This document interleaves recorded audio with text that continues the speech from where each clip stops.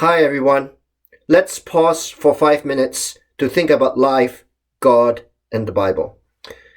If there is one common thread for all the three tests that the devil puts to Jesus, it would be this. In each of them, Jesus is tempted towards instant gratification or immediate success. We have been looking at Luke 4 this week. In the first test, Jesus is tempted to turn the stone into bread as he is hungry. In the second test, Jesus is tempted to be given all the kingdoms of the world immediately if he bows down before the devil.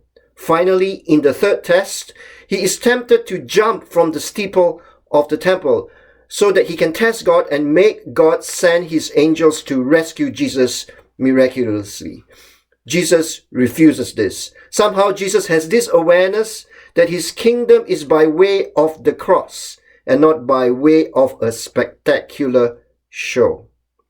Right now, like Jesus, we are tested. By the way, the Greek word that is translated as being tempted is better translated as being tested. Like Jesus, God tests us. Like Job, God might give permission to the devil to test us, or God might test us directly. Either way, right now, we are being tested. In this COVID-19 crisis, we find that we are confined to our homes and must practice physical distancing. Schools, non-essential businesses, community centers, and gyms are closed. Some of us have lost jobs and need to seek government help. One of the most difficult pictures of this COVID-19 crisis is the picture of people looking down from their retirement homes to their loved ones on the street. If it were not for this crisis, their loved ones will be in the building visiting them.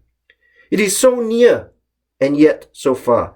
You can wave to them and blow kisses at them, but you can't hug them. You might need to speak to them on the phone, even though you might only be 2 meters away. Luke chapter 4 verses 13 to 14. When the devil had finished all this tempting, he left him until an opportune time. Jesus returned to Galilee in the power of the Spirit, and news about him spread through the whole countryside. Jesus does not give in to the tests of the devil. He refuses instant gratification or immediate success. If Jesus refuses this, what is Jesus' approach to life? He somehow knows that his life is not going to be decided in this period of 40 days. He is tempted by the devil to fix things up in 40 days. He does not.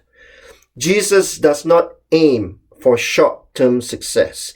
He lives by every word coming from the mouth of God. He decides to worship God and be obedient to him without any quick fixes.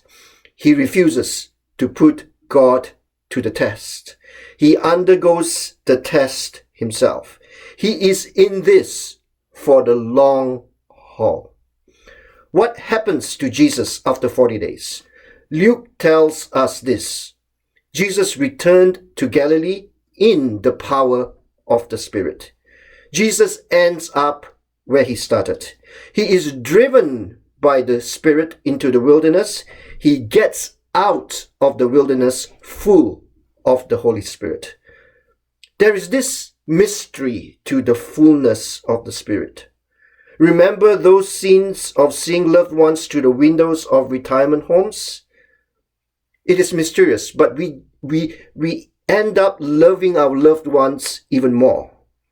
Remember meeting as a church online and not in the sanctuary? It's a mystery. We become the church for what it truly is. The church is the people and not the steeple.